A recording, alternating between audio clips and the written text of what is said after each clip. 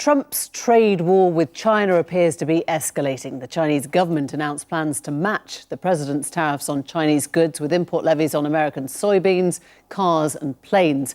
Wall Street doesn't much like it. The Dow Jones plunged this morning on the news. But Trump's old fans do. Steve Bannon, one-time chief advisor at the White House, told him, to hell with Wall Street. It's time someone stood up to them, and Donald Trump is the perfect guy to do it. What does it all mean for the price of goods and the future goodwill of the nations? Here's Helen Thomas. China has form when it comes to putting up barriers against potential incursions. Today's defence, a list of 106 US products threatened with tariffs. Its response to the economic raid planned by another regime keen on building walls. Build that wall, build that wall, build that wall. President Trump has long been sceptical of the consensus that says more trade, freer trade, benefits all countries. His latest salvo was prompted, the US said, by concerns that China uses industrial policy or even espionage to obtain important US technology.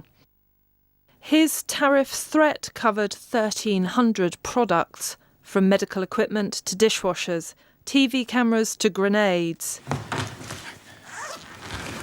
The Chinese retaliated with their roster that included aircraft and soybeans, the largest US exports to China.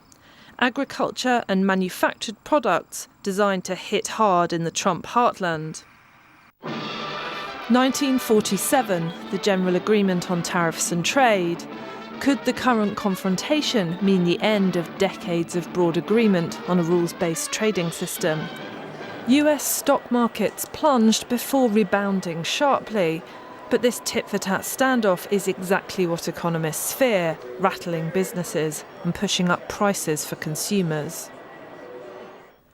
The root cause is the president's preoccupation with the US's trade deficit with China. To Mr. Trump's mercantilist view of the world, that figure is a defeat, a sign of weakness. Others disagree. If you talk to economists, they will pretty much tell you that the trade deficit is fairly irrelevant in measuring whether America is a successful economy or an unsuccessful economy. What Donald Trump appears to have done, there are many challenges with doing business in China. The real question is this going to solve those economic challenges? Or, and this is what I think is probably going through the mind of Donald Trump, is he using this as an instrument to put pressure on China to then relax in some of these other areas that are real and concrete challenges with doing business with China? Is this just another Trump negotiation, one that results, say, in barriers coming down for US firms doing business in China? And what damage could be done to global commitment to free trade in the meantime?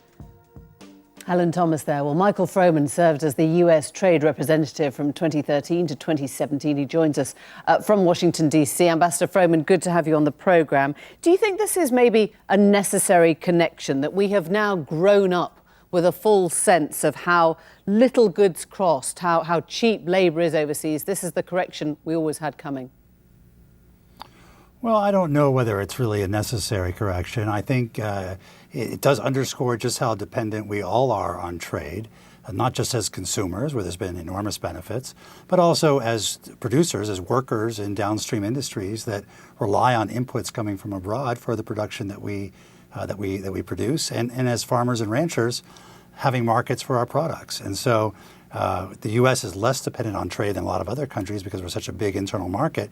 But even here, I think people are really feeling the impact. And globalization has become, if you like, unfashionable. Whether you're Bernie Sanders on the left or you're Donald Trump on the right, people are thinking it's time to try something new, right?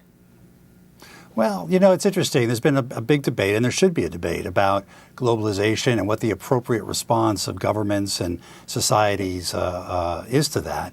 In each case, in the United States, for example, we have not done a particularly good job of preparing our people to succeed in a rapidly changing economy or to help individuals or communities that are adversely affected by change.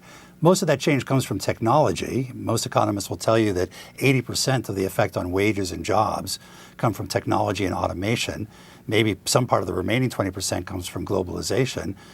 But in terms of how we deal with that challenge, particularly with new technological challenges ahead, that to me is the real issue. But it still leaves you with the question of how you deal with a country like China. I'm wondering whether you think, looking back, Obama or, the Democrat before him, Bill Clinton, with most favored nation status, that didn't really get you anywhere, did it?